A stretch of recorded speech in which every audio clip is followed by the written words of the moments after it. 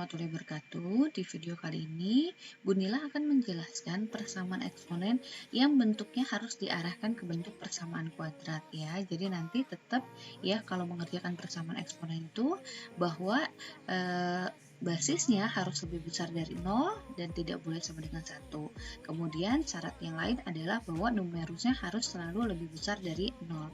Nah, sekarang perhatikan contoh yang pertama. Tentukan nilai X yang memenuhi 5 log kuadrat X dikurang 5 log X pangkat 3 ditambah 2 sama dengan 0.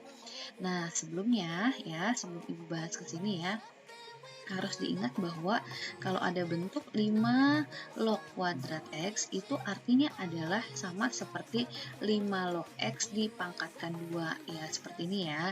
Jadi kalau penulisan kuadrat untuk logaritma biasanya dia menaruh kuadratnya itu setelah lognya ya, tidak akan ditaruh di belakang, karena kalau misalnya taruh di belakang ya langsung kayak X kuadrat gitu nanti bisa menyebabkan ambigu, yang kuadrat itu sebenarnya lognya atau numerusnya, seperti itu ya. Jadi untuk soal ini ya, kalau misalnya Ibu salin ulang, maka dia menjadi 5 log X dipangkatkan 2 ya, dikurang 5 log X pangkat 3 plus 2 sama dengan 0. Nah, sekarang ini sudah mulai kelihatan ya, ini akan mengarah kepada bentuk persamaan kuadrat. Kalau kita lihat, ini kan bentuknya depannya 5 log X, sedangkan yang tengahnya adalah 5 log X pangkat 3. Nah, ingat logaritma punya sifat ya, bahwa pangkat di numerus ini bisa kita pindahkan ke depan. Maka nanti persamaan ini menjadi 5 log X kuadrat min 3 dikali 5 log X ditambah 2 sama dengan 0. Nah, kalau sudah seperti ini, tentu bentuknya sudah sama ya. Nah, sekarang ya, sebelum kita lanjutkan, kita hitung dulu syaratnya ya. Bahwa ingat kalau logaritma syaratnya adalah numerusnya harus selalu lebih besar dari 0. Maka kita hitung dulu, ini numerusnya adalah X, maka X-nya nanti harus lebih besar dari 0. Jadi jawaban nilai X-nya adalah harus lebih besar dari 0. Nah, kalau sudah, sekarang Ibu lanjutkan ya. Agar memudahkan kita untuk menghitung atau mencari akar-akarnya, maka kita misalkan 5 log X ini dengan huruf lain. Misalnya, Ibu misalkan dengan huruf P ya. P adalah 5 log X. Nah, seperti ini ya. Maka bentuk ini nih ya, nanti kalau kita rubah, maka dia menjadi P kuadrat min 3P ditambah 2 akan sama dengan 0. Nah, jadi sekarang ini lebih mudah kita faktorkan ya. Maka kalau kita faktorkan, kita dapat hasilnya adalah P min 2 sama P min 1. Nah, kalau udah kita dapat nilai P yang pertama adalah 2, atau kita punya satu lagi nilai P yang kedua adalah 1. Nah, ingat ini belum selesai. Kenapa? Karena ini adalah nilai P, sedangkan yang kita butuhkan atau kita cari adalah nilai X-nya. Maka, ini kalau Ibu kembalikan lagi ya, kita rubah lagi ya. Tadi P itu adalah 5 log X, maka 5 log X itu akan sama dengan 2. Nah, bentuk seperti ini nih, 5 log X sama dengan 2, ini bisa kita ubah ke bentuk pangkat ya, menjadi 5 pangkat 2 itu sama dengan X. Nah, 5 pangkat 2 kan 25 ya, berarti 25 sama dengan X. Nah, kalau sudah, kita cari yang satunya lagi. P kita kembalikan lagi menjadi 5 log X sama dengan 1.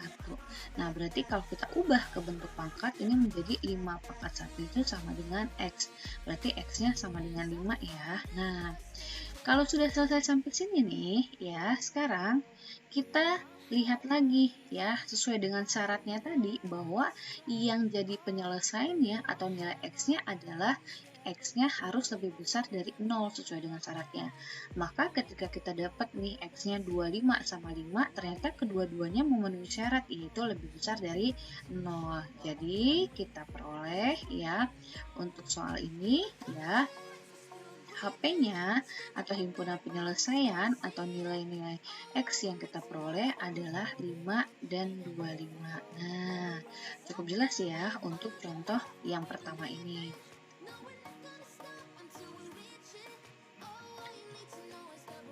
Nah, sekarang ya, Ibu akan lanjutkan ke contoh yang kedua ya. Tentukan penyelesaian dari 4 log X plus 1 sama dengan 3 dikali X plus 1 log 4 ditambah 2. Nah, kalau kita lihat di sini, ruas depan ya, ruas kiri dan ruas kanan itu ternyata ada bentuk logaritma yang basisnya berbeda. Nah, ingat ada sifat logaritma ya, misalnya kalau ada A log B, maka nilainya bisa kita rubah bentuknya menjadi 1 per B log A. Nah, agar bentuk yang ruas kanan dan ruas kiri ini sama nih, berarti salah satunya harus kita arahkan atau harus kita ubah ke basis yang sama. Nah, nanti kita bebas ya mau merubah yang di ruas kiri atau mau merubah yang ada di ruas kanan, itu bebas ya. Nah, misalnya Ibu salin lagi soalnya 4 log X plus 1 ya akan sama dengan 3 dikali X plus 1 log 4 ya ditambah 2. Nah, misalnya Ibu merubah yang di tengah nih yang ada di ruas kanan. Maka yang depan tetap 4 log X plus 1 ya sama dengan 3 dikali, nah ini berarti 1 per 4 log X plus 1 ya. Nah, ditambah 2. Cukup jelas sampai di sini ya. Nah, kalau sudah ya, agar lebih mudah ini langsung kita misalkan ya. Misal ya, kita misalkan dengan huruf lain, misalnya huruf P.